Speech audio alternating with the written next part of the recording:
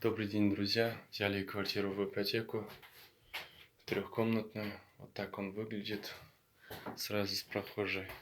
Первая комната, вторая комната. Вот. Дом старенький, ну точнее квартира старенькая. Вот сюда заходим.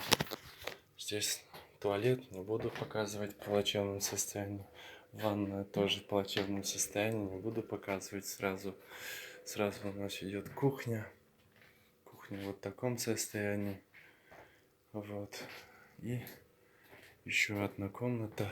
Получается, она трехкомнатная.